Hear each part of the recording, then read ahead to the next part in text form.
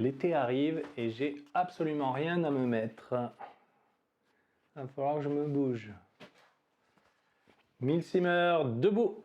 Aujourd'hui, on parle Milsim versus Reenactment, deux disciplines qui n'ont absolument rien à voir. Jingle.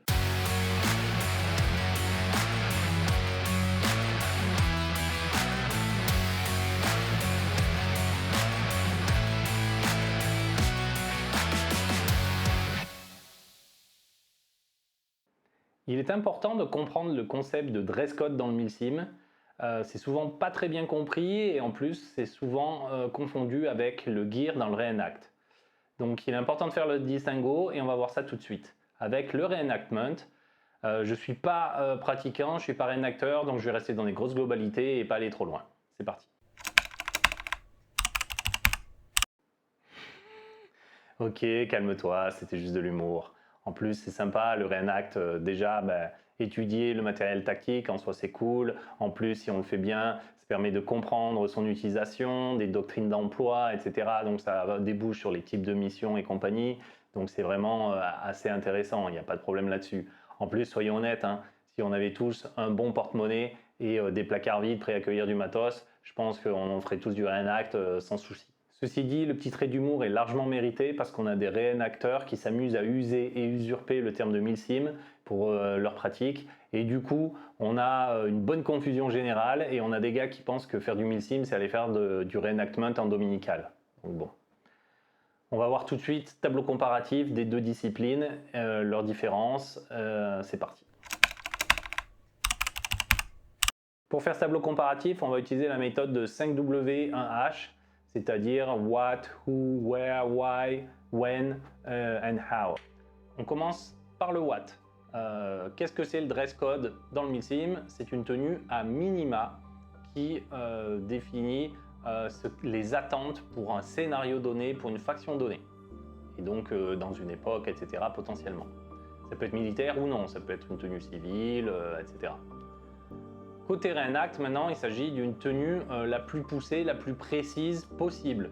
Et en général, ça concerne des équipes avec pas mal d'équipements. Je connais personne qui fasse du reenact de Somalien de 16 ans pirate avec une paire de claquettes, un t-shirt Nike et un short en jean et une AKM et deux mags scotchés, ça suffit. Mais du coup, en général, la démarche, c'est d'aller vers des choses avec pas mal de matériel, d'unités militaires. Maintenant, who, alors qui? Pour le dress code, qui décide? Déjà, c'est l'orga, c'est absolument pas le joueur.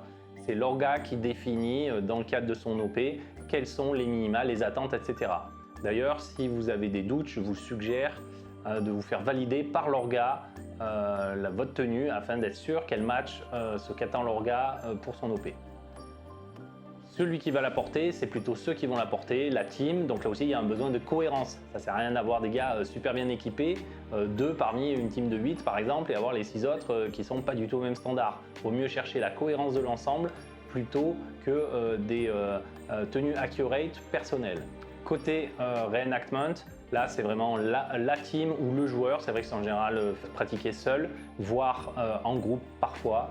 Et là, vous êtes libre de décider ce vers quoi vous voulez aller et de l'implémenter à la hauteur et la précision que vous voulez. Et avec vos contraintes aussi. Où ça se pratique? Le dress code dans le Milsim, ça va se pratiquer, ça va être porté sur les OP bien évidemment. Mais également en drill préparatoire souvent, parce que c'est bien connu, en drill, on s'entraîne de la même manière qu'on combat en OP. Du coup, tout votre équipement, avant de se pointer avec sur une OP, vous l'avez usé et utilisé en drill. Concernant le reenactment, là c'est différent, c'est une pratique en fait qui se fait pas vraiment sur les terrains. Pratiquer la reconstitution, c'est beaucoup de travail de recherche, d'analyse, de partage. Donc ça se fait principalement chez vous, à rechercher, à vous renseigner, à vous documenter. Ensuite, il y a toute la partie acquisition où pareil, le but c'est de consulter des sites internet et compagnie, donc ça se passe aussi derrière un ordinateur. Et enfin, une fois que vous avez votre tenue dans votre placard, vous pouvez aller la porter ou pas sur des manifestations airsoft, alors que ce soit en dominical ou en Milsim ou nulle part même. Vous pouvez être un très bon réenacteur en ayant de très bonnes connaissances à tous les niveaux, en étant complet, en connaissant les unités, blablabla, comment acheter, comment obtenir le matériel et compagnie. sans réellement porter votre tenue. C'est une pratique un peu particulière. Le when, alors au Milsim, quand c'est sur le temps de l'OP, donc le dress code est éphémère par nature, ça va durer le temps de l'OP plus le temps des drills préparatoires. Alors après, vous pouvez réutiliser certaines tenues évidemment, mais de temps en temps, vous allez les adapter un tout petit peu, rajouter un accessoire de ci, de là, retirer tel ou tel truc de votre gear pour essayer de correspondre au mieux avec l'immersion de la faction pour laquelle vous allez jouer. Petit exemple, en faisant pas mal d'OP, vous pouvez passer au mois de janvier, vous êtes FSFR d'une unité au COS de celle de votre choix. Un mois plus tard, vous êtes en train de jouer des Kurdes dans Rojava, milicien. Le mois d'après, vous êtes taliban en Afghanistan. Le mois encore d'après, vous êtes un soldat de la régulière argentine au Malouine. Bref, vous avez compris, le dress code, lors d'une même année, vous allez devoir l'adapter aux OP et donc vous allez en changer beaucoup. A l'inverse, au reenactment, c'est un tel investissement, que ce soit financier, de recherche, etc. En général, c'est des temps longs où on s'investit dans une tenue, peut-être plusieurs en parallèle si on en a les moyens et la capacité personnelle, mais ça va être sur généralement un temps long. How, alors le comment, là pour ce qui est dress code, c'est facile. Même si l'organe ne vous le dit pas, ne vous pointez jamais sur une OP sans faire un minimum du Google Images sur la faction que vous êtes censé incarner si la faction est existante et le scénario inspiré de faits réels. Donc c'est votre devoir de milsimer. Vous êtes invité en tant que n'importe quoi. Premier truc à faire, je fais dans Google Images de la recherche pour être sûr que je vais pouvoir me créer un dress code qui correspond aux attentes. Si j'ai le moindre doute, je contacte l'organe, je fais valider. Je peux aussi regarder sur YouTube des vidéos sur le conflit, etc. Et compagnie. Le but, c'est vraiment d'avoir une tenue crédible. Pareil, si j'ai un rôle qui n'est pas vraiment militaire, mais par exemple, je sais pas, je dois être un moine. Je vais essayer de me renseigner sur la tenue d'un moine, etc. Je ne vais pas avoir besoin forcément de partir dans une tenue RS de moine et mettre des moyens considérables là-dedans, mais il va falloir que je sois crédible un minimum. Concernant le reenactment, je ne suis pas la meilleure personne pour vous en parler parce que comme je vous l'ai dit, je ne suis pas moi-même, mais j'imagine qu'il y a beaucoup de recherches sur internet globalement. Il doit y avoir aussi des forums et des personnes avec qui il faut discuter pour avoir le maximum de renseignements. Ça passe aussi évidemment par les sites, les trucs et astuces, les shops, etc. pour pouvoir s'approvisionner en matériel. Bref, il y a beaucoup de boulot à faire sur tout ce pan-là, beaucoup plus compliqué que pour un dress code typiquement. Alors pourquoi c'est comme ça? Le dress code dans le Milsim est crucial parce qu'on a ce besoin d'identification. Rappelez-vous que sur des grosses OP, gros terrain, gros temps, on a des insertions différentes suivant les factions, on ne met pas les mêmes joueurs au même endroit avant de commencer. Du coup, c'est pendant le jeu qu'on va découvrir les autres factions. Et parfois, on ignore même que certaines factions sont là. Donc, il faut que ça ressemble à ce que c'est censé être. D'où des minima à respecter. On a eu un sketch aussi une fois, c'est valable pour toute l'OP. C'est-à-dire on a vu des gens qui sont venus dans une certaine tenue. Pour la deuxième partie combat, ils se sont équipés en occidental, une chose qui n'avait rien à voir avec la tenue de départ. C'est juste incompréhensible et pas faisable. On a une tenue, tout le long du scénario, on la conserve évidemment. En tout cas, elle s'adapte avec le scénario si besoin. Au reenactment, là, le why il est très vite vu, c'est une pratique à part pour le plaisir de se renseigner sur des unités, sur du matériel et de s'en équiper et de le posséder. Regardons un exemple ensemble. Imaginons une team, 8 gars, ils sont censés venir sur une OP pour faire DFS au COS par exemple. Ils ont très peu de moyens, ils sont tous en jean t-shirt avec des chaussures qu'ils veulent, des Salomon par exemple. Et ils ont ce gilet là, c'est une repro à moins 50 balles. Et ils ont ce casque là sur la tête, une repro à moins de 30. Une réplique, quelques mags, des gants, radio basique et compagnie.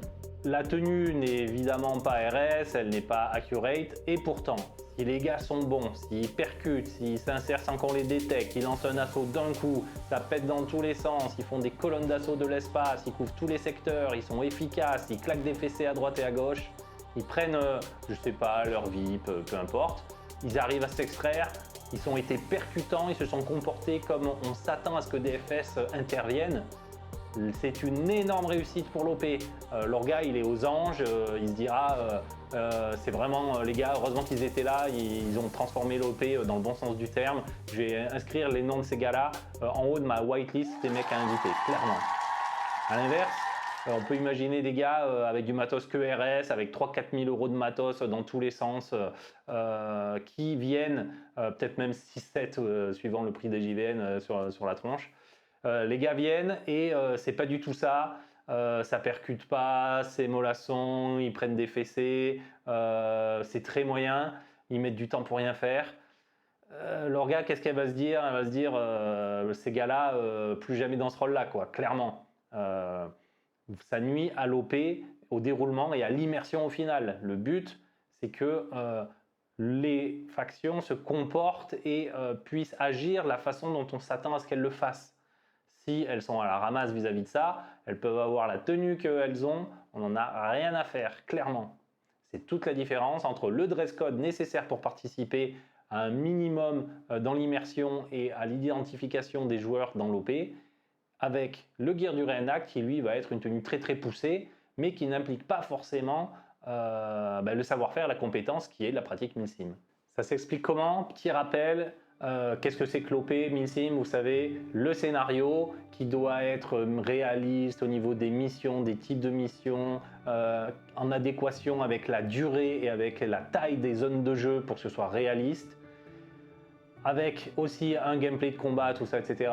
Réaliste pour que ce soit au niveau du fight ou du non-fight, les gens aient le bon comportement clairement réaliste, ainsi que les factions qui elles doivent être réalistes aussi, que ce soit en termes de moyens, de matériel, mais surtout de comportement, qu'elles se comportent comme on pourrait s'attendre à ce que cette faction-là se comporte dans la vraie vie. C'est le point crucial. Et cherry on the cake, vraiment pour finaliser, être parfait au niveau de l'immersion, si les tenues sont en plus badass, évidemment, c'est super cool. Mais c'est loin, mais alors très loin d'être l'essentiel. Voici venu le temps de conclure. N'hésitez pas à mettre des commentaires si vous avez des choses à dire, etc. N'oubliez pas non plus, si malgré votre première activité loisir Milsim Airsoft, vous avez encore du temps libre et que vous cherchez une deuxième activité et vous hésitez entre, je sais pas moi, le triathlon par exemple et le reenactment, réfléchissez bien, mais à mon avis, ce qui vous sera le plus utile dans le Milsim, c'est de très loin le fait d'être triathlète. Parce que se renforcer physiquement et mentalement va vous aider énormément dans la pratique. Alors qu'avoir la tenue très poussée, très accurate, RS, d'une unité spécifique, d'une période, etc. Déjà, comme on l'a vu, pendant 5 ans, si ça se trouve, elle va dormir au placard parce qu'il n'y aura aucune OP pour que vous puissiez la mettre. Et du coup, pas les drills non plus, puisqu'il faudra préparer les OP avec les autres tenues.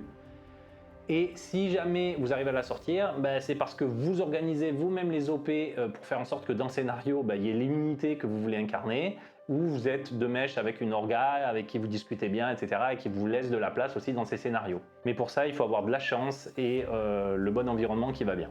C'est pour ça que dans le Milsim, en général, on ne fait pas de reenactment, mais plutôt de l'inspiration libre. C'est-à-dire qu'on va aller piocher chez les vrais le matériel, des idées, voir comment c'est utilisé, etc. pour se faire soi-même son setup, qui ne sera pas forcément la reconstitution exacte de ce qui est fait par des vrais, mais plutôt une adaptation libre de nos besoins sur nos OP pour performer tout en étant une certaine crédibilité dans le scénario au niveau du dress code.